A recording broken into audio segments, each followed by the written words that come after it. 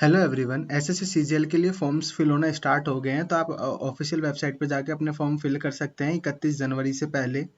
लेकिन लास्ट तक वेट मत कीजिएगा, क्योंकि सीएचएसएल में भी लास्ट डेट्स पे सर्वर डाउन हो गया था। तो आप पहले ही फॉर्म को फिल कर दें।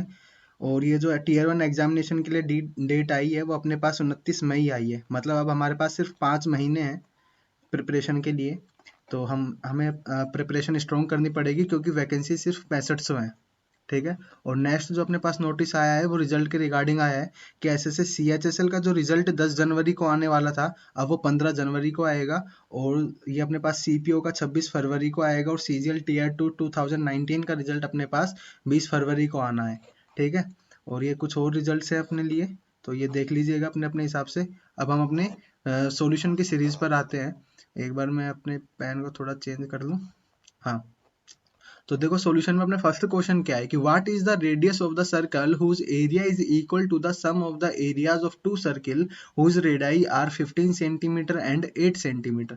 देखो क्वेश्चन क्या कह रहा है कि हमें एक ऐसे वृत्त के त्रिज्या बतानी है कि सपोज उसकी त्रिज्या आर है, जिसका जो क्षेत्रफल है पाई आर स्क्वायर की जो वैल्यू है वो इक्वल है दो वृत्तों के क्षेत्रफल के योग के बराबर। इन दोनों वृत्तों के क्षेत्रफल के योग के बराबर है, जिसकी त्रिज्या एक की 15 है और एक की 8 सेंटीमीटर है। तो इसका क्षेत्रफल कितना होगा? पाई 15 स्क्वायर और प्लस पाई 8 स्क्वायर। तो हम अगर पाई से पाई कैंसिल आउट करें तो ये R square is equal to कितना आएगा? 15 स्क्वायर प्लस 8 स्क्वायर। तो देखो इन दोनों का ट्रिपलेट क्या होता है? 17। तो हम यहाँ से डायरेक्ट वैल्यू 17 भी बता सकते हैं। अदरवाइज 15 स्क्वायर 225 होता है और 8 स्क्वायर 64। तो ये अपने पास 289 आएगा। 459 और 628, तो ये 289 आएगा, जो कि स्क्वायर होता है 17 का। तो हम यहाँ से डायरेक्ट आंसर भी बता सकते हैं कि थर्ड ऑप्शन अपना क्या होगा? करेक्ट होगा। नेक्स्ट क्वेश्चन है sine square 45 degree plus cos square 45 degree. हमें इसकी वैल्यू बतानी है कि इसका मान बताइए। तो देखो हमें पता है sine square theta plus cos square theta is equal to क्या होता है? 1। अब ये 1 कब होगा? जब ये एंगल दोनों क्या है? इक्वल होंगे। कि अगर यहाँ 1 डिग्री है तो यहाँ पर भी 1 डिग्री होना चाहिए। तो हम कह सकते हैं sine square 1 degree plus cos square 1 degree equal to 1 होगा। तो जब जब यहाँ दोनों एंगल इक्वल होंगे तो हम इसकी वैल्यू 1 बता सकते हैं। तो देखो यहाँ भी सेम ही एंगल है 45 डिग्री। क्लियर है। अदरवाइज हम क्या भी कर सकते हैं, साइन 45 डिग्री 1 होता है, 1/√2 होता है। तो 1/√2 का स्क्वायर प्लस कोस 45 डिग्री भी 1/√2 होता है। तो 1/√2 का स्क्वायर, तो ये 1/2 प्लस 1/2 कितना होगा? 1। तो भी अपना फोर्थ ऑप्शन ही करेक्ट होगा। हम दोनों तरीके से कर सकते हैं क्वेश्चन को। नेक्स्ट क्वेश्चन पे आते हैं कि 22% of x is equal to 30% of y।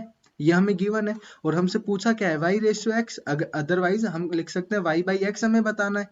ठीक है। तो यहाँ से अगर मुझे y बाई एक्स चाहिए तो मैं इस x को यहाँ डिवाइड में भेजूंगा और ये y बाई एक्स बन जाएगा। तो ये 30% भी मुझे यहाँ भेजना होगा। तो ये 22% डिवाइड बाय 30%। तो यहाँ परसेंट से परसेंट कैंसिल आउट हुआ और ये 2 से कैंसिल आउट करेंगे तो 11/15। तो अपने पास सेकंड ऑप्शन करेक्ट होगा। देखो एक नेक्स्ट क्वेश्चन अपने पास सिंप्लीफिकेशन का है। ठीक है। यहाँ क्या है? ये हम पहले ब्रैकेट सोल्व करेंगे, इसकी वैल्यू निकाल लेंगे। तो ये माइनस माइनस ऐड होगा, 549 हो जाएगा। और ये 5 और 3 कितना होगा? 8.9। तो 7.1 माइनस 8.9, इसकी वैल्यू अपने पास कितनी आएगी? 1.8 माइनस का। ये बाहर माइनस है और ये अंदर भी माइनस की वैल्यू आ रही है। तो ये माइनस माइनस प्लस का 1.8 होगा। क्लियर है। अब ये देखो ये बाहर 2.3 माइनस 3.2 है, इसकी वैल्यू क्या आएगी? अपने पास आएगा 2.3 माइनस 3.2, ये आएगा अपने पास 0.9। तो ये 0.9 कैसा आएगा? माइनस का आएगा, क्योंकि ये कैसी वैल्यू है? पॉजिटिव है, नेगेटिव वैल्यू ग्रेटर है। तो ये माइनस का 0.9 आया। तो 1.8 माइनस 0.9 भी क्या होगा? 0.9 होगा। और ये बाहर 0.9 है और ये माइनस का है, क्योंकि यहाँ बाहर माइनस बैठा है। तो ये वाला माइनस यहाँ आया। तो 0.9 माइनस 0.9 क्या होगा? 0 होगा। तो ये थर्ड ऑप्शन अपने पास करेक्ट होगा। नेक्स्ट हम आते हैं। देखो ये सेम अपने पास इस तरह का क्वेश्चन पहले भी आया था लास्ट पेपर्स में। तो यहाँ अगेन हम उसी तरह से सोल्व करेंगे कि यहाँ दो वैल्यू का मल्टीप्लीकेशन कितना है? 4 है। तो हम यहाँ पे क्या क्या वैल्यू सपोज अब अज्यूम कर सकते हैं? 4 और 1। तो 4 मल्टीप्लाई बाय 1 भी 4 होगा और 2 मल्टीप्लाई बाय 2 भी कितना होगा? 4 होगा। लेकिन जब हम ये वाली वैल्यू यहाँ पुट करेंगे इस इक्वेशन में तो सेटिस्फाई करनी चाहिए। तो 4 2 जा 8 और प्लस ये अपने पास कितना आया? 1, तो 1 तो ये कितना आएगा 9, जो कि 6 के इक्वल नहीं है, तो ये वाली वैल्यू तो गलत होगी। हम 2 पुट कर सकते हैं, तो ये रखा 2 2 जा 4 प्लस 2 इक्वल्स टू 6, तो ये सेकंड वाली जो वैल्यू हमने अज्यूम की ये सेटिस्फाई कर रही है, तो ये करेक्ट होगी। तो यहाँ हम सीधा इस वैल्यू को पुट कर दें, x की जगह 2 रखा, तो 2 का क्यूब प्लस अगेन 2 का क्यूब, तो ये 2 का क्यूब 8 8 8 जा 64 प्लस 8 कितना आएगा 72। इस क्वेश्चन को हम कैसे भी कर सकते हैं, तो इसे पहले हम थोड़ा साफ कर दें। तो देखो हमें वैल्यू चाहिए इसकी, क्या हो गया, हाँ देखो हमें वैल्यू चाहिए 8x cube plus Y cube की। हम इसे किस तरह से लिख सकते हैं, 2x का whole cube plus Y cube, हाँ है ना। तो यहाँ आइडेंटिटी लग सकती है a cube plus Y cube, तो हमने लिखा 2x plus Y into X square, तो 2x square plus Y square minus X Y, और यहाँ x कितना है 2x है, तो ये 2xy होगा। 2x प्लस वाई की वैल्यू हमें क्या गिवन है 6, और ये 2x का स्क्वायर होगा तो 4x square plus Y square और माइनस 2xy, xy की वैल्यू क्या है 4, तो ये 4 2 जा 8 हो जाएगा। क्लियर है। और अब यहाँ से हमें 4x square plus Y square की वैल्यू मिल जाती है, तो हम ये सोल्व कर लेंगे। तो अगर मैं इस इक्वेशन का होल स्क्वायर करता हूँ तो ये अपने पास क्या आएगा 4x square plus Y square plus 4xy is equal to 36। यहाँ से मैं 4x square plus Y square की वैल्यू निकालता हूँ, तो ये 36 माइनस 4xy होगी, और xy की वैल्यू 4 है, तो 4 4 जा 16, 36 माइनस 16 कितना आएगा 20। तो यहाँ 20 पुट किया, 20 माइनस 8 ये कितना आएगा 12 6, तो ये 12 6 जा कितना होता है 72। तो यहाँ से भी अपने पास जो ऑप्शन आया वो फोर्थ ऑप्शन ही करेक्ट होगा। नेक्स्ट पर हम आए, what is the distance between two parallel tangent of a circle of radius 8 centimetre. देखो हमें क्या बताना है कि एक सर्किल हमारे पास कोई है जिसमें दो पैरेलल टेंजेंट है, तो ये टेंजेंट क्या होगी, जो एक्सटर्नल पॉइंट से टच कर कर जा रही होगी।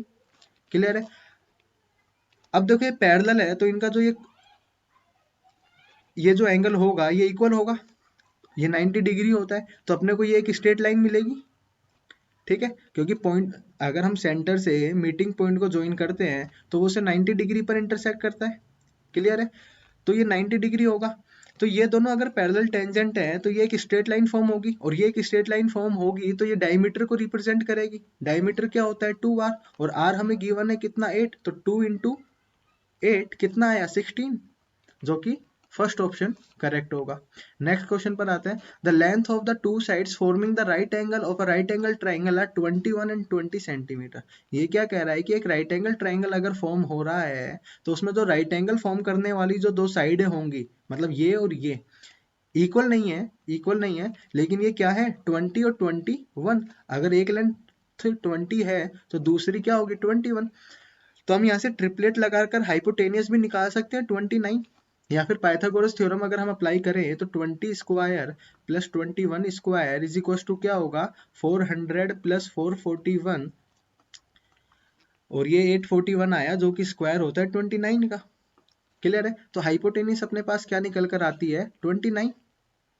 ठीक है, और हमें बताना क्या है, what is the radius of the circle circumscribing the triangle. अब अगर इस ट्राइंगल को कोई एक सर्किल सर्कमस्क्राइब कर रहा है तो हमें उसकी रेडियस बतानी है। रेडियस क्या होगी इस सर्किल के लिए, हाइपोटेनियस का हाफ। किसी राइट एंगल ट्राइंगल के लिए अगर हम एक सर्कमस्क्राइबिंग सर्किल बनाते हैं, ठीक है, तो उसकी जो रेडियस होती है वो हाफ होती है किसके, कैपिटल आर से रिप्रेजेंट करते हैं, capital R is equal to h/2 होगा, और यहाँ h 29 आया है, 29/2 कितना होगा 14.5। क्लियर है।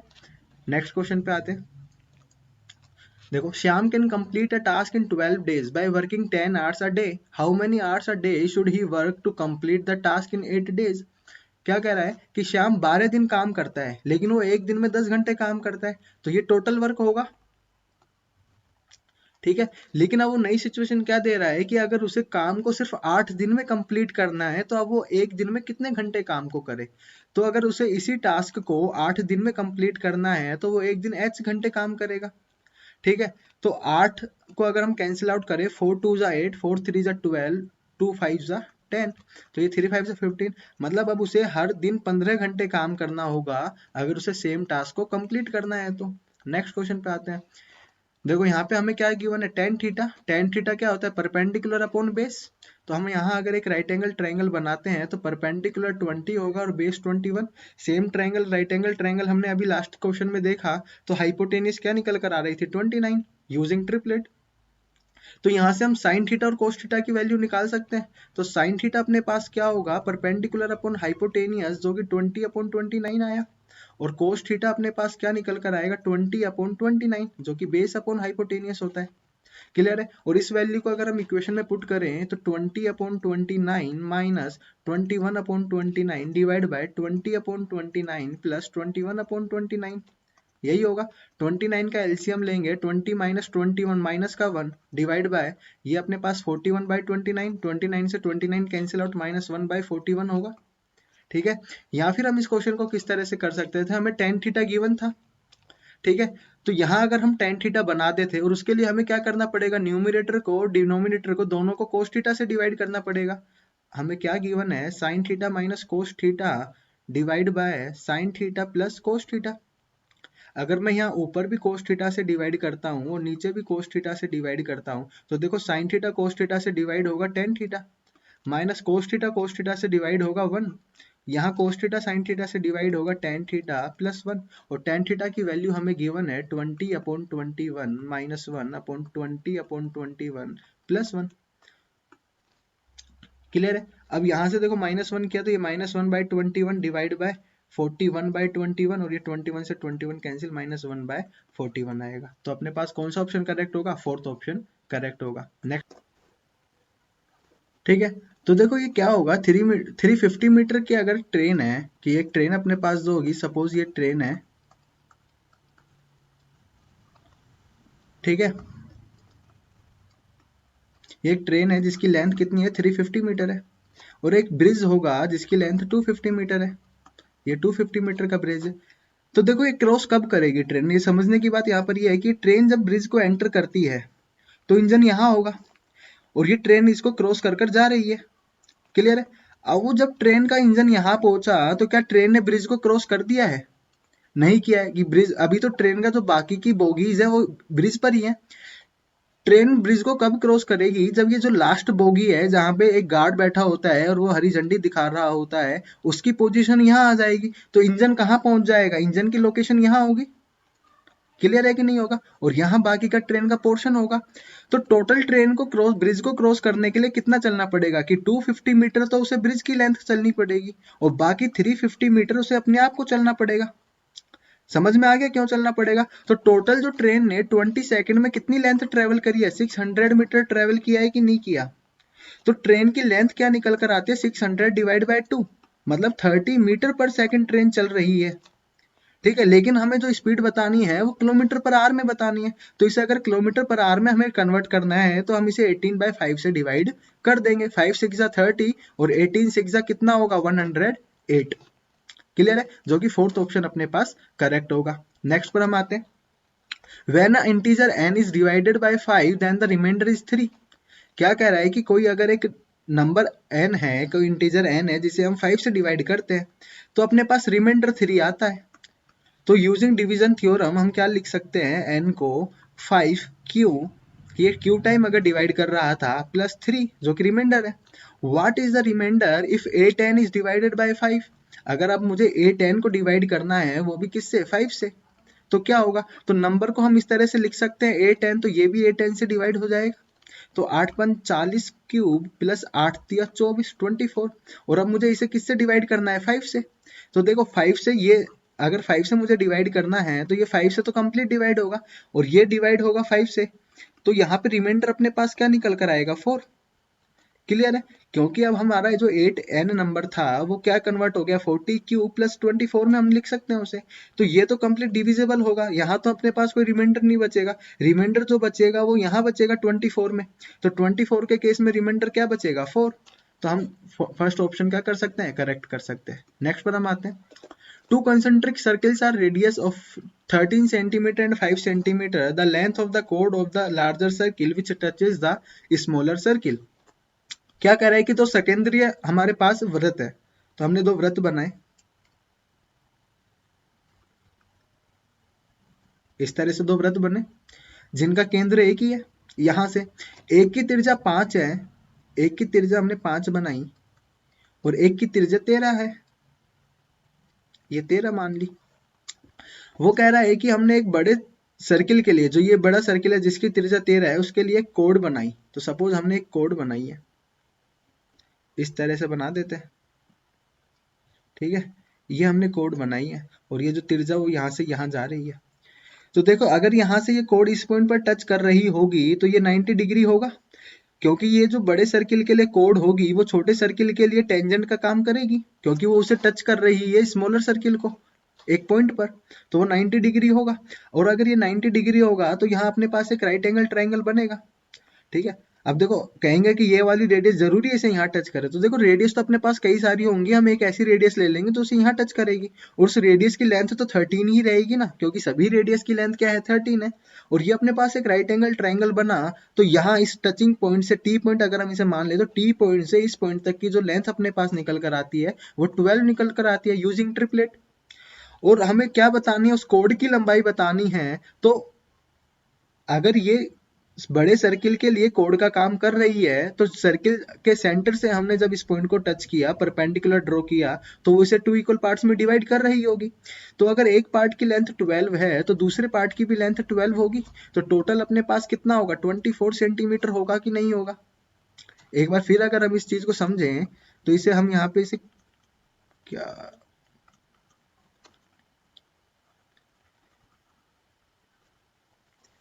देखो अगर यहाँ हमने एक दूसरा सर्किल लिया और इसका सेंटर एक ही है, हमने यहाँ इसके लिए एक कोड बनाई, ठीक है, जो कि स्मॉलर सर्किल को टच कर रही है। तो अगर हम इस पॉइंट को यहाँ टच करेंगे तो ये एंगल पर 90 डिग्री होगा कि नहीं होगा, क्योंकि ये स्मॉलर सर्किल के लिए टेंजेंट है।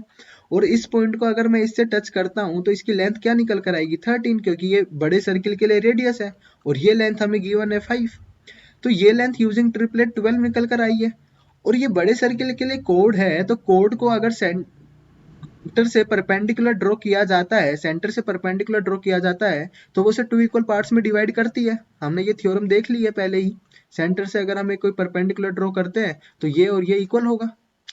तो ये दोनों लेंथ अगर इक्वल है तो ये दोनों ही बारे बारे होंगी, तो टोटल कितनी लेंथ होगी, 24, जो कि फर्स्ट ऑप्शन करेक्ट होगा। नेक्स्ट क्वेश्चन पे हम आते हैं। If the three sides of the triangle are 11, 12 and 13 centimetre, suppose एक ट्राइंगल हमारे पास है ए, बी और सी, जिसकी लेंथ हमें गिवन है 11, 12 एंड 13, और हमसे पूछा क्या है, एरिया। हमें पता है जब भी अगर ट्राइंगल की तीनों लेंथ हमें गिवन है तो हम क्या लगा देंगे, हीरोन्स फॉर्मूला, जिसके लिए हमें पहले सेमी पेरीमीटर निकालना पड़ेगा, जो कि होता है A plus B plus C divide by 2। तो 11 प्लस 13 24 प्लस 12 कितना होगा, 36। तो 36 डिवाइड बाई 2 कितना हो जाएगा, 18। तो एस की वैल्यू 18 आई है, और हीरोन्स फॉर्मूला क्या कहता है, 18 इंटू 18 माइनस ए, तो मतलब 18 माइनस 11 7, 18 माइनस 12 6, 18 माइनस 13 इज 5। तो ये 9 2 जा 18 होगा और ये 3 2 जा 6 होगा, तो ये 2 बाहर निकल जाएगा और ये 9 के 3 बाहर निकल जाएगा, 7 5 जा 35 और 35 3 105। तो ये 6 रूट 100 5 अपने पास करेक्ट ऑप्शन होगा, जो कि सेकंड ऑप्शन होगा। क्लियर है। नेक्स्ट क्वेश्चन पे हम आते हैं। देखो नेक्स्ट क्वेश्चन क्या है, 3 years ago the average age of husband wife and children child was 26 years। 3 साल पहले हस्बैंड की एज, वाइफ की एज और चाइल्ड की एज का एवरेज 26 साल था। तो अगर प्रेजेंट एज हस्बैंड की एच है, वाइफ की डब्ल्यू है और चाइल्ड की सी है, तो 3 साल पहले हस्बैंड की एज H-3 होगी, वाइफ की एज W-3 होगी और चाइल्ड की एज भी C-3 होगी। और इन तीनों का एवरेज जो है वो 26 हमें गिवन है। And that of the wife and child, कि जो तीनों का, अब यहाँ पे दोनों का एवरेज दिया हुआ है हमें, 5 साल पहले 20 था, तो वाइफ की एज 5 साल पहले क्या होगी, W-5, और चाइल्ड की एज C-5 होगी, और इन दोनों का एवरेज कितना है, 20। क्लियर है। The present age of husband, हमें प्रेजेंट एज ऑफ हस्बैंड बतानी है। तो देखो यहाँ से हमें क्या मिल जाएगा, तीनों की एज का सम मिल जाएगा। ये 3 हमने यहाँ ट्रांसफर किया, H plus W plus C minus 9 is equal to 26 multiply by 3। तो ये H plus W plus C is equal to कितना हुआ, ये होगा 25 या 75 और 3 78, 78 माइनस 9, तो ये प्लस का 9 हो जाएगा और ये आएगा 87। तो तीनों की एज का जो प्रेजेंट एज का जो सम है वो कितना 87। और यहाँ वाइफ और चाइल्ड की एज का सम हम निकाल सकते हैं W plus C minus 10 is equal to 40 और ये W plus C is equal to 50। Wife और चाइल्ड की प्रेजेंट एज का जो सम आया वो 50 आया, लेकिन तीनों की एज का जो सम है वो 87 है।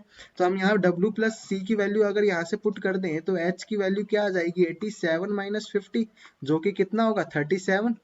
तो हस्बैंड की जो प्रेजेंट एज होगी वो 37 होगी और हमसे यही पूछा है प्रेजेंट एज ऑफ हस्बैंड। तो क्लियर है, हम नेक्स्ट क्वेश्चन पे चलते हैं। हमें गिवन है X square plus 1/x² is equal to 38 और हमसे पूछा क्या है x माइनस 1/x का मोड। अब पहले तो हम इस मोड को देखें। मोड का क्या मतलब है, सपोज हमारे पास मोड में -3 है, तो जब हम इसे बाहर निकालेंगे तो ये प्लस का 3 आएगा। तो मोड का काम क्या होता है, वो सिर्फ पॉजिटिव वैल्यू ही बाहर निकालता है। मतलब अगर मोड में अगर ऑलरेडी कोई नेगेटिव है तो वो एक माइनस का साइन और लगा देगा, जिससे कि माइनस का 3 ऑलरेडी माइनस माइनस क्या हो जाएगा प्लस का 3 हो जाएगा। तो मोड के बाहर जो वैल्यू निकल कर आएगी वो पॉजिटिव वैल्यू निकल कर आएगी। तो यहाँ x माइनस 1/x की हमें पॉजिटिव वैल्यू चाहिए। तो देखो हम क्या कर सकते हैं, अगर यहाँ मैं x square plus 1/x² minus 2x into 1/x कर दूं तो ये मेरे पास क्या हो जाएगा a माइनस बी का होल स्क्वायर होगा कि नहीं होगा। ठीक है, और x माइनस 1/x का होल स्क्वायर होगा तो मुझे क्या करना पड़ेगा, मैंने ये लिखा इस तरह से। अब मैंने लेफ्ट हैंड साइड में -2 into x minus x into 1/x किया है, तो राइट हैंड साइड भी करना होगा। तो 38 minus 2 into x into 1/x, तो ये x से x कैंसिल आउट हो जाएगा -2। तो 38 माइनस 2 कितना होगा 36। तो ये 36 आया।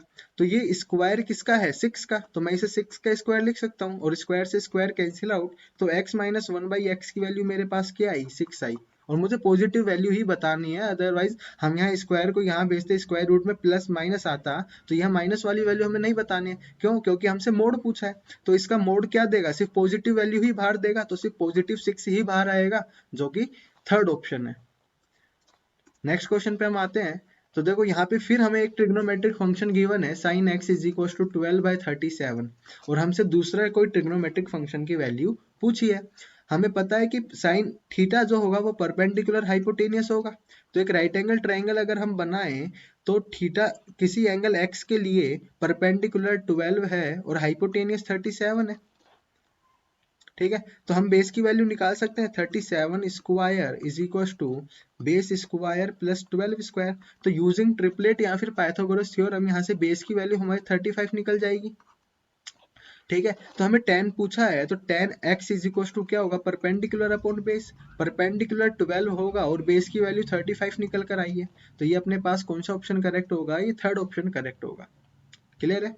Next option question, the mark price of a ceiling fan is 3250। मतलब एक हमारे पास सीलिंग फैन है जिसका अंकित मूल्य जो है वो 3250 रुपए। किसी ऑब्जेक्ट को अगर मैंने 3250 में मार्क किया हुआ है और एक मैं 8% का उस पर डिस्काउंट देता हूँ, तो 8% का मतलब क्या होगा, 8% को अगर मैं फ्रैक्शन में लिखता हूँ तो 4 2 8 और 4 25 100 होता है। तो अगर 25 रुपए किसी ऑब्जेक्ट की मार्क प्राइस है, मैं उस पर 2 रुपए का डिस्काउंट देकर कितने में सेल करूंगा 23 रुपए में बेचूंगा। तो अगर किसी ऑब्जेक्ट को 25 रुपए मार्क किया है तो 2 रुपए के डिस्काउंट के बाद उसे 23 रुपए में बेचेंगे। और हमसे पूछा क्या है what is the selling price, हमें ये 23 यूनिट ही बताना है। तो देखो अगर 25 की वैल्यू कितनी दी हुई है 3250 गिवन है, तो हम इसे सोल्व कर ले। 5 5 25, 5 6 30, 5 5 25 0, 5 1 5 3 0 130 और 130 को हम मल्टीप्लाई कर दे 23 से, तो सब 39 13 दूनी 26 और 3 29 2990। ये थर्ड ऑप्शन अपना क्या होगा करेक्ट होगा। नेक्स्ट पर हम आए। नेक्स्ट क्वेश्चन क्या कहता है, a person deposit 8000 in a bank which page 8% simple interest, the amount after 8 years will be. हमें पता है कि प्रिंसिपल कितना है 8000 है, इंटरेस्ट कितना है 8% है और टाइम कितना है 8 years है।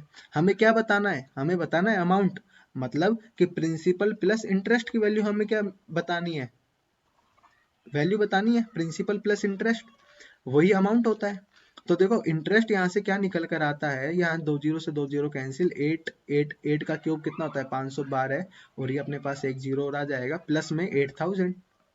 तो ये कितना आया, ये आया 8 5 13, तो 13,100 20, जो कि फोर्थ ऑप्शन करेक्ट होगा।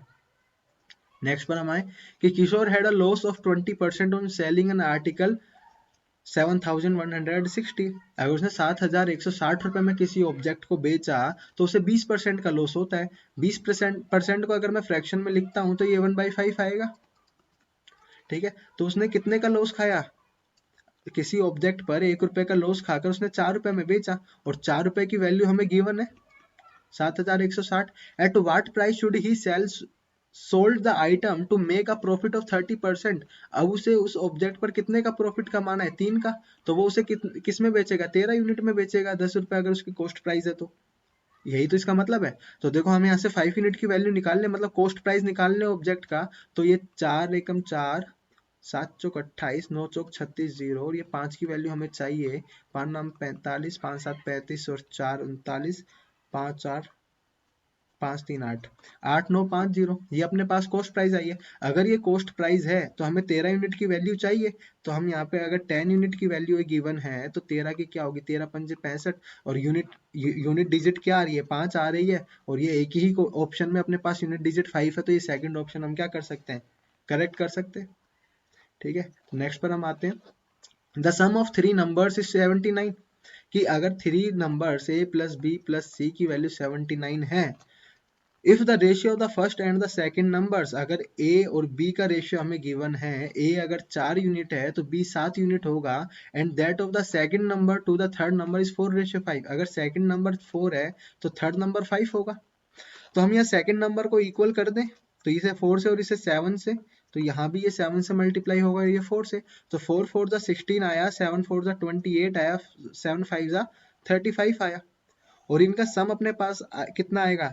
35 प्लस 28, तो ये आएगा 65, 63, और 16 कितना होगा? 79। तो ये 79, और हमें यही दिया है कि तीनों वैल्यूज का सम अगर 79 है तो हमें बताना किसका है? सेकंड नंबर बताना है। तो 7 नंबर क्या रहा है? 28 रहा है, तभी तीनों नंबर का सम कितना है? 79 है, जो कि अपने पास फोर्थ ऑप्शन करेक्ट है। नेक्स्ट एंड लास्ट क्वेश्चन अपने पास क्या है? If the sum of two numbers is 11। यहाँ दो नंबर का सम हमें 11 दिया है, and the sum of their square, इन दोनों नंबर के स्क्वायर का जो सम है वो क्या हो सकता है? 6 और 5। अब देखो यहाँ पे सम ऑफ देयर स्क्वायर बोला है, यहाँ पे स्क्वायर ऑफ देयर सम अगर होता तो हम a प्लस बी का होल स्क्वायर करते। तो लैंग्वेज को हमें थोड़ा ध्यान से पढ़ना पड़ेगा। Then the sum of their cubes will be, और हमसे पूछा क्या है? a cube plus B cube क्या होगा? तो देखो A cube plus B cube की अगर हम आइडेंटिटी लगाएं तो ये A plus B into A square plus B square minus A B. देखो एक ही आइडेंटिटी पर हम 2-3 क्वेश्चन देख चुके हैं एक ही शिफ्ट में। ठीक है, तो पेपर काफी इजी आ रहा है, ज्यादा ट्रिकी नहीं है। तो प्रिपरेशन हमें थोड़ी अच्छे से करनी पड़ेगी। ए प्लस बी की वैल्यू यहाँ गिवन है 11, ए स्क्वायर प्लस बी स्क्वायर हम निकाल सकते हैं। अगर मैं इसका स्क्वायर करूं तो A square plus B square plus 2ab is equal to 121 होगा। A square plus B square कितना गिवन है? 65 plus 2ab is equal to 121। तो यहाँ से 2ab की वैल्यू जो निकल कर आई है -65, तो ये 6 आएगा, और 11 माइनस 6 कितना होता है? 5 होता है। और ये 2 से कैंसिल आउट मैं करूंगा तो एक ab की वैल्यू क्या निकल कर आएगी? 28। तो यहाँ से ab कितना आ जाएगा? यहाँ से ab कितना निकल कर आ जाएगा? 28। तो यहाँ ए स्क्वायर प्लस बी स्क्वायर 65 है -28, तो 65 माइनस 28, 15 माइनस 8 7 होगा, और ये 5 माइनस 2 3 होगा, 37 मल्टीप्लाई बाई 11, तो ये अपने पास होगा 7 3 10 और 407। तो ये 407 सेकंड ऑप्शन अपना करेक्ट होगा। तो ये आज का पेपर इतना ही, फिर मिलेंगे नेक्स्ट वीडियो में। और इस बार हम जो नेक्स्ट वीडियो डालेंगे वो सीधा कंसेप्ट के लिए डालेंगे, और फर्स्ट टॉपिक हम जो करने वाले हैं वो ट्रिग्नोमेट्री के लिए आएगा। तो ट्रिग्नोमेट्री के लिए अब आपको परेशान होने की जरूरत नहीं है, हम कंप्लीट ट्रिग्नोमेट्री पढ़ने वाले हैं विद बेसिक्स। कंप्लीट बेसिक्स से क्या ट्रिग्नोमेट्रिक फंक्शंस होते हैं और क्या कैसे वो वैल्यूज देते हैं, उन्हें कैसे ट्रीट करना चाहिए, किस तरह से हम उन्हें सिंपल कर सकते हैं, वो सब हम उस वीडियो में डिस्कस करेंगे।